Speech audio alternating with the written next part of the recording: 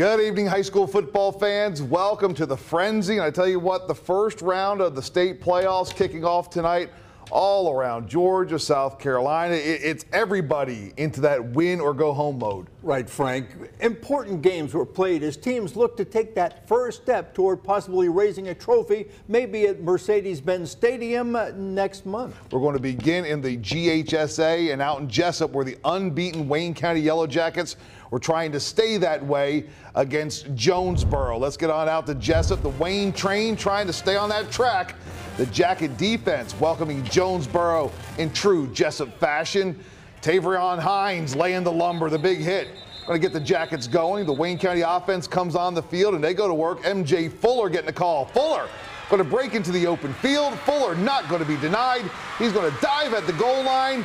Tell you what, folks, give him the touchdown. Come on, official, do it. Do it. Oh, yeah, there it is. Touchdown, Jackets, 7-0. But Jonesboro going to respond with a big play of their own. Cardinals throwing deep. Rashid Singleton hauls it in, and Singleton is off to the races. That touchdown going to pull Jonesboro to with one, but that's as close as they would get. The Wayne train, Wayne County improving to 11-0 on the season thanks to the 17-9 win over Jonesboro. Back here in Savannah, the Benedictine Cadets opening up the AAA state playoffs at T.A. Wright Stadium. Tatnall County in town. The BC defense setting the tone in this one. Tatnall rolling out. Big hit, going to knock the ball loose and right into the hands of Coleman Marini. He's going to rumble down the field, taking the ball deep into Warrior territory. The Cadets going to cash in moments later. Carter Gerner going to roll out, and he's going to hit Rico Powers, number one with the catch. Give number one 6 points. With the extra point, it was 7-0. Just a couple minutes later, Benedictine back into the end zone. This time it's Carter Morgan getting the call. He walks in 14-0 midway through the first quarter. But the Cadets, well, they were just getting warmed up. Second quarter now, Big 22 member Jakeen Harris from the Wildcat, my dude with the drip. Sporting that neck roll, Harris gone. 47-yard touchdown run, extending the lead. North Carolina State defensive coordinator Ted Roof got to be liking what he sees from that Wolfpack commit. Cadets not taking the foot off the gas. Couple minutes later, it's James Epps getting the call. He's taking it in for the touchdown. Benedictine moving on to the second round. They will host Westside out of Macon. 45-0 the final in this one. All right, in Effingham County, the Rebels face Lakeside Evans in a first-round game in 6A. Opening kickoff. Randy Scott will take this at the goal line, and he finds a hole, follows his blocking, and he returns this all the way across midfield to set up the Rebels in good field position. That would eventually lead to a 31-yard field goal off the foot of junior Zach Thomas to make it 3-0, and Rebel fans were delighted. Effingham County defense was more than stingy. Chase Housey with the stop for a loss, and the Rebels were dominating play. Then in the second quarter, Jaden Taylor's pass is picked off by Julian LeGrand, and he has a lot of running room up the sidelines. He returns it 55 yards all the way down to the 8-yard line. On the very next play, Desmond House, he takes it in from the 8-yard line, and it was 10-0 Effingham County, just like that. Then late in the first half, Thomas adds a 45-yard field goal. It was 13-0 at halftime, and Effingham County goes on to win it 16-10. They will travel to Lee County next week. Statesboro at Griffin, and early on, Griffin coming up with the interception. Elijah Stroud, who makes a nice run, but he hits and coughs up the ball, recovered by Israel McGee. As he gets down there, and then and it's on the ground, and Israel McGee comes up with it. Later, Statesboro starts scoring. Devadrian Lipsy, 23-yard touchdown run. It was 6-0. Griffin responds, though, in the second quarter as Elijah King. He goes 14 yards, and he'll take it into the end zone for the touchdown. Then late in the second quarter, Quamari Williams to Michael Webb for the 4-yard TD, and Griffin will win this one by a 19-12 score. All right, Bradwell Institute on the road at Grovetown. All right, first quarter, Bradwell's Kevin Harris. He's a Big 22 member, going to take the handoff. He's finding all the holes, and big gain right here for Bradwell deep in Warrior territory. Kevin Harris going to bounce it to the outside. Going to take it down the far sideline and into the end zone. Dirty. Look how dirty. He got a little rain up there. Bradwell up 7-0 second quarter. Grovetown trying to move the ball. Latrell Walker picks up the first down, but the Warriors going to turn it over on downs later in the second quarter. Bradwell adding to their lead. Kevin Harris again. He's going to the University of South Carolina. He's committed, showing why right there with another touchdown run. How about this? Bradwell Institute goes on the road and they knock off Grovetown to this one. Wow. 28-21. The final. Congratulations. Right. Yeah, big wins. There had some big road. Richmond Hill also going on the road and picking up a win as well tonight. All right, let's get to Dave Williams. He was making the trip over to Bullock County this evening. Bullock Academy and Southeast Bullock were home, and the Yellow Jackets were facing Liberty County, which should have been a pretty good game, Dave. Well, it was indeed. You know, this is a couple of local teams. You don't see it very often, but you did see it today as Southeast Bullock found themselves hosting Liberty County, and they found themselves down in the third quarter in this one 18-14, and found themselves falling even farther behind as off the fake punt Chris Coleman will take the direct snap, and no one is going to catch him. He's headed to the house. The two-pointer failed, and it's 24-14 in favor of Liberty County. SCB's defense, well, they did their best to keep it that way as they corral quarterback Deontay Bowens and brings him down for a big loss, but Bowens gets his revenge a few plays later, taking off and finding plenty of running room for about 25 yards into Southeast Bullock territory. Then later in the drive, it's Marquise Johnson. Watch him do some nifty running and break one tackle here to get inside the Southeast Bullock 10-yard line. Deontay Bowens would then cap things off, going straight up the middle to the payoff pasture. 31-14 Liberty County. The Panthers move on to round 2 of the state playoffs with a 38-14 win. Over in Statesboro, Bullock Academy hosted Brookwood in the GISA state playoffs, and the Warriors came out on fire on the second play from scrimmage. Quarterback Joe Parker calls his own number, and he will ramble all the way down to the BA 16-yard line. 2 plays later, they'll cap it off as Vincent Yoakley takes it to the house on the sweep, and Brookwood led 7-0. But BA, they would respond in kind. Jake Nelson will find his way to the payoff pasture, and we're tied at 7 apiece. Brookwood, though, kept responding. Joe Parker will go up top to Nick Knifer, and the Warriors are back on top in this one, 14-7. This was a seesaw affair, though, early as Bullock Academy responds yet again. This time it will be Ty Mingle finding the end zone. The two-pointer gave BA the lead 15-14, and they go on to win to move on in the playoffs 49-27. There, Dave. So you got BA moving on, and you have Southeast Bullock moving on to basketball. Yeah. Liberty County Panthers moving on into the second round there in AAA. All right, going to take a trip over to the Low Country here in just a minute, aren't we? Yes, we are. We'll see how our teams fared in the South Carolina playoffs. Back after this.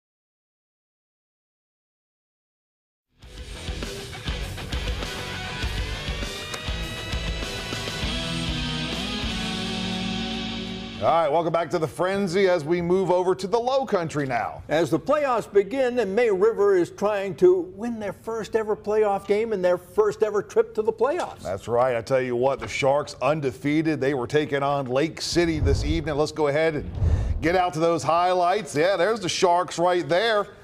Sharks, May River going to come up with the interception. Terry Fields with the honor, and that's going to get the home team going there. Is it going to come up with the interception? You know what? He's going to take it deep into Lake City territory. May River touchdown coming up. Got Ahmad Green running right up the middle for the score. All right. May River going to score again moments later, and this is not a replay. Yeah, it's going to be number 10, and that is Ahmad Green with the honors again this time breaking all kind of tackles, going to cut it back to the middle, and he's in again. Nice run. You know what? 2 touchdowns. Mr. Green, yeah, now into Wildcat, takes the direct snap. He goes right up the middle. Yeah, his 3rd touchdown. Yeah. Green. All right. They do. Somebody else was scoring. That is Brandon Morales, the junior running back. Tell you what, May River rolling on into the next round. They beat up on Lake City 41-12, the final in this one. All right, Bluffton hosting Wilson tonight, and they're all ready for this one, getting all hyped up for the Bobcats. And Wilson, the tough tackle by Marion Robinson, and the helmet pops off. Then the touchdown, and the pass interception. There was almost an interception, pass defended by Noah McBride. And there's that anyway, Bluffton. Off. A tough night tonight. There's the near interception. And Bluffton losing this one to Wilson, 28-23, the final. Not a lot of highlights there for the Bobcats as they fall. How about Hilton Head, Rick? Hilton Head on the road at North Augusta, and North Augusta jumped out early and often. Opening possession for North Augusta is Tanner White Show doing what he does, going deep into Hilton Head territory, 35-yard game. A few plays later, White keeps it, and he's in. It's 7-0. Now the Jacket defense, standing tall. Jalen Tillman chases the quarterback down from behind, causes the fumble, and it's Gunnar Trahan picking it up and finally brought down. That would set up White's 2nd touchdown run of the quarter. Coming up right here as he goes in. And then early in the 2nd quarter is Tanner White. He fakes the handoff, and he's in for North Augusta, winning this one in a romp tonight by a score of 49-0. All right, let's check in on Whale Branch. They were at Oceanside Collegiate up the coast. First possession, Sean Cooney going to throw, but he's going to be picked off by Irvin Mulligan. That was on 4th down, so Whale Branch taking the ball back now. But on 4th down, Whale Branch going to go for it now as they're going to go for it. C.J. Brown to Trayvon Hip. No, that's the first stop. Now we're going to set up 4th down, and like I just said, Brown going to look, and he is going to throw now to Mr. Hip, who makes the catch and gets in for the touchdown. It was 7-0 Warriors. More from Whale Branch, backed up deep in their own territory. It's Irvin Mulligan. 80-yard touchdown run here for Whale Branch. I tell you what, they're going to win this one 30-28. Good matchup in that contest. In Hardeeville, John Paul II hosting Robert E. Lee in the 2nd round of the Skeesa State playoffs. JP2 starting the scoring with Big 22 member Zach Doe. He goes off the left side. Doe going to take it to the house. Yeah, Doe getting that money, getting that bag. JP2 grabbing the lead. Then it's the defense collecting some points for the home team. Rashad Batiste going to come up with the interception. All that's in front of him, fake grass. That pick going to turn into a pick 6, all JP2. They're moving on. 49-6 the final over R.E. Lee. The Bethesda Blazers on the road at PD Academy. And coming up here, Jake Lane, the touchdown pass to Connor Gasky. And PD Academy off and running. And Gabe Goodwin with a touchdown run right up the middle into the end zone for the score. Then Antoine McKay with a touchdown pass to Trayshawn Speaks. But then Jack Lane, the touchdown pass to Caleb Oakley. Another score, scoring fest. Jake Lane, another touchdown pass, this time to Ryan Brewer.